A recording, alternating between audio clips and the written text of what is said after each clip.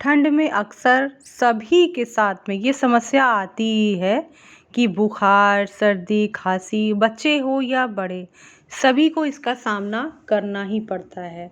तो आज मैं एक ऐसे काढ़े की रेसिपी लेके आई हूँ दोस्तों, जिसको आप बड़े तो बड़े, बच्चे भी आराम से पी सकते हैं। मतलब इसका स्वाद ऐसा है कि आप सब इसको पी सकते हैं और 100% गारंटेड काढ़ा है, जिसको हम हमेशा बनाते हैं अपने घर में।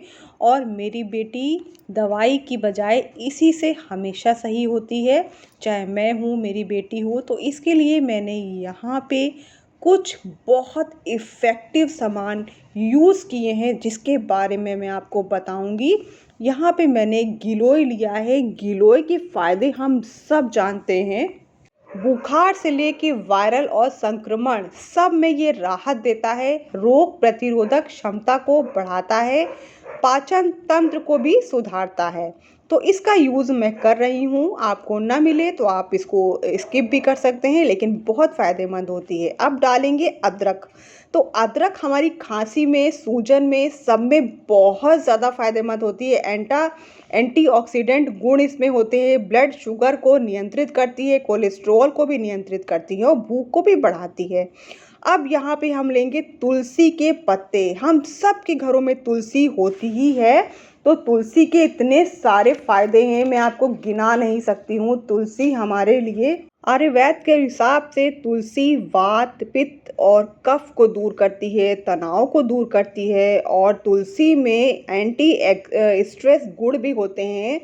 यहाँ पे हम लेंगे अजवाइन। अजवाइन जाड़े में ज़रूर से यूज़ करनी चाहिए। और काली मिर्च, जिसमें भर भर के एंटीऑक्सीडेंट हैं और जो ठंड से बहुत अच्छा बचाव करती है। यहाँ पे हम काली मिर्च का भी यूज़ कर रहे हैं। काली मिर्च हमारे खांसी को भी दूर करती है और पाचन में सहायक होती है, इम्यूनिटी को बूस्ट करती है, सर्दी खांसी तनाव को भी दूर करती है। यहाँ पे ब्लड शुगर को भी कम करती है। हल्दी हमारी इम्यूनिटी को बूस्ट करती है, पाचन तंत्र में सुधार लाती है, त्वचा में निखार लाती है। तो इसलिए यहाँ पे हल्दी का यूज़ करना बहुत ज़रूरी है और ये खांसी को भी दूर करती है।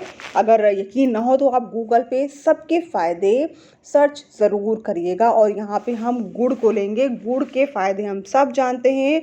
गुड़ हमारे लिए सर्दी में वरदान है, शरीर को गर्म रखता है, ठंड से बचाव करता है और आयरन को भी बढ़ाता है। तो यहाँ पे गुड़ का यूज़ हम कर रहे हैं। आप चाहें तो यहाँ पे मिश्री का यूज़ भी या शहद का यूज़ भी कर सकते हैं। तो चलिए इसको बनाना शुरू कर देते हैं। तो यहाँ पे कुछ चीज़ों को हम यहाँ पे कूटेंगे। यहाँ पे आपको मिक्सी का यूज़ नहीं करना है, जो खलबट्टा आता है अदरक वाला, उससे हम कूटेंगे, या आप इमाम दस्ते में भी कूट सकते हैं। तो इनको इसलिए हम कूट रहे हैं क्योंकि इसका अर्क पानी में आसानी से उतर जाए और जो चीज़ें फ़ायदेमंद हैं वो हमारे शरीर को अच्छे से शरीर में जाके उसके फ़ायदे आएँ। तो यहाँ पे हम अदरक को कूट लेते हैं और यहाँ पे काली मिर्च भी साथ ही साथ डाल देंगे। 4 से 5 दाने मैंने अदरक काली मिर्च के लिए हैं। थोड़ी सी मैंने गिलोय ली है, ये मेरे पास सूखी रखी थी, मेरे पास इसका पेड़ था तो मैंने सुखा के रख ली थी। और यहाँ पे तुलसी के पत्ते भी 4 से 5 मैंने लिए हैं। ये बिल्कुल फ्रेश हैं, आपको सूखे मिले तो सूखे भी ले सकते हैं।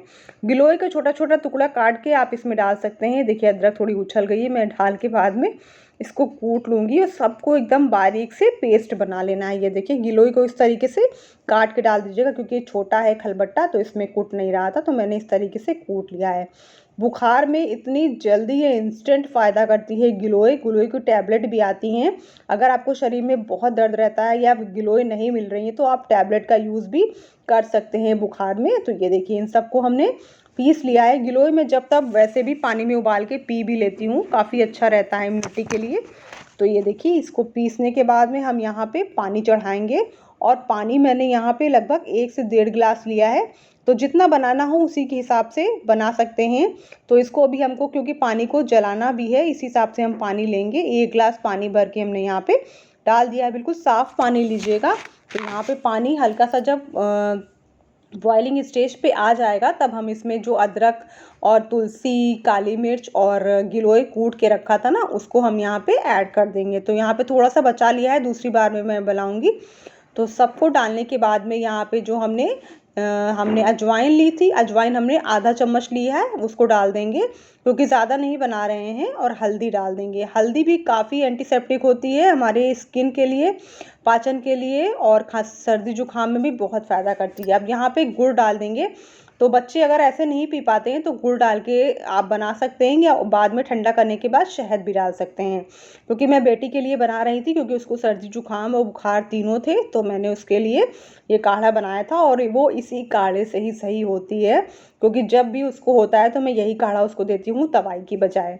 और ये बहुत इफ़ेक्टिव है। इसको बस धीमी धीमी आंच पे आप पकने दीजिएगा ढक के। मैंने 10 मिनट इसको पकाया है। उसके बाद में मैंने सेंधा नमक डाल दिया है। सेंधा नमक गले की खराश को और जो अकड़न होती है, सीने में कफ जमा होता है, उसको निकालने में बहुत सहायक होता है। हाँ, इसके पहले भी मैंने एक बहुत बढ़िया इफ़ेक्टिव तेल की रेमेडी डाली थी दोस्तों, उसको भी आप देख सकते हैं। इसको 10 मिनट अच्छे से पकाया है, सारा अर्क पानी में आ गया है और पानी जल के आधा हो गया है। उसके बाद हम इसको छान लेंगे, और छानने के बाद जो हम बिल्कुल थोड़ा सा सिप कर करके, मतलब मैं बेटी को दूंगी, क्योंकि थोड़ा गर्म ही ये फ़ायदा करता है। बिल्कुल ठंडा हो जाए तो इसकी मतलब इतना फ़ायदा नहीं करेगा। तो ये नमक वगैरह जो है, कफ जो जमा हो जाता है हमारे सीने में, उसको निकालने में भी बहुत सहायता करता है। आप केवल एक बार मेरे कहने से इस रेमेडी को ट्राई ज़रूर करिएगा, आपको इसका रिज़ल्ट खुद समझ में आएगा।